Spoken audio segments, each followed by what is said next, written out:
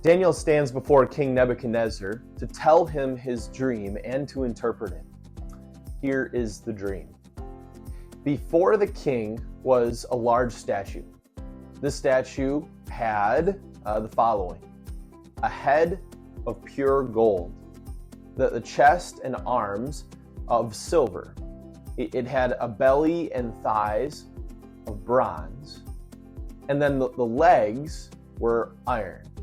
But on the feet, there was a mixture between iron and it was partly clay.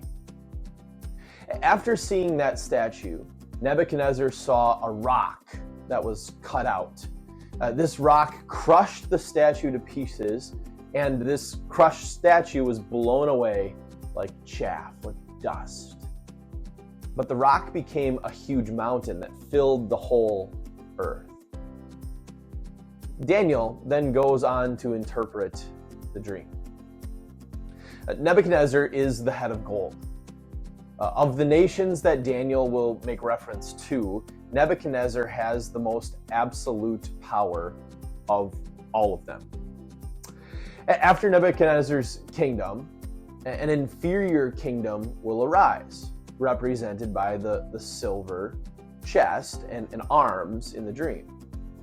And now, looking back on world history, it's obvious that this is speaking about the empire of the Medes and the Persians.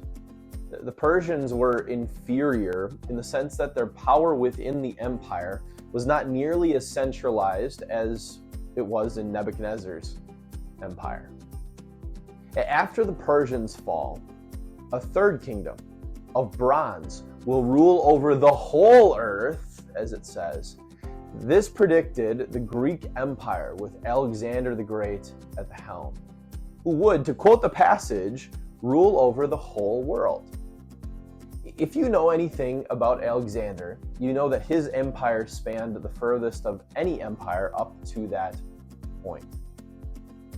However, if you know anything about Alexander, you also know that after Alexander's death, his empire fractured into 4 parts that went to his 4 generals.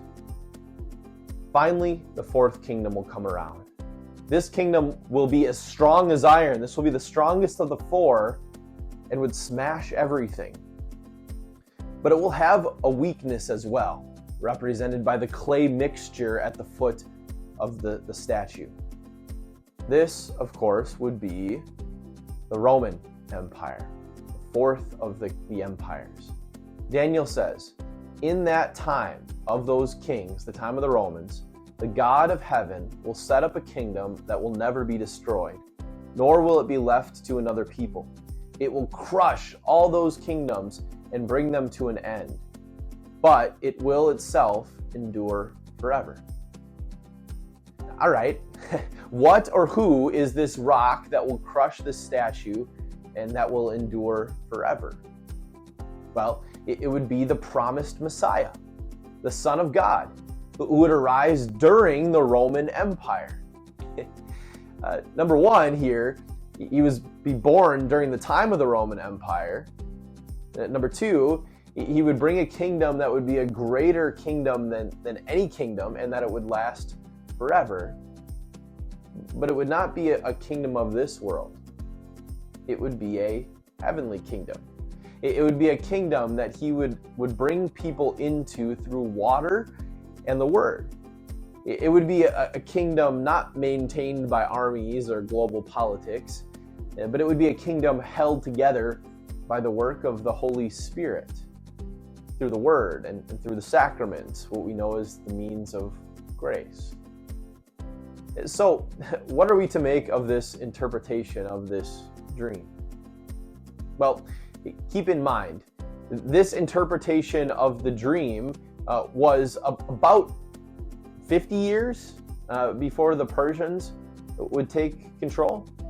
It was about 300 years before the Greeks would take control, before Alexander the Great would come onto the world scene.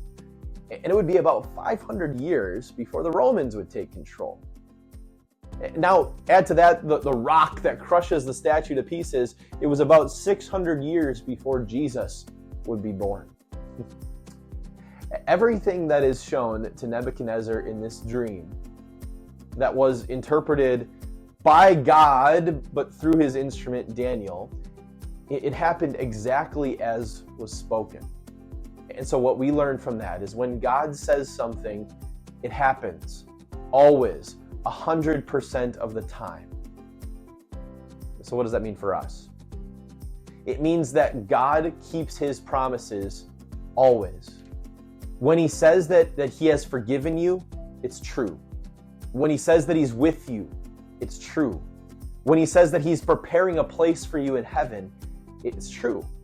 When he says that he comes to you in body and blood in the sacrament, it's true. And when he says that he's working things out for your eternal good, it's true. When God says something, it happens. Trust it, believe it, always.